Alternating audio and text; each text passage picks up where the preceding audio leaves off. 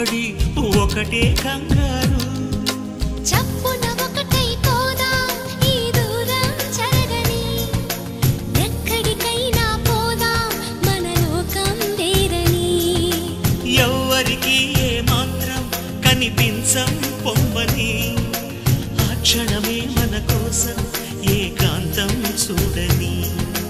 చిటికే వేసి పిలిచే ప్రేమ మనతో చేరగా, మనలో చేరి కరిగే ప్రేమ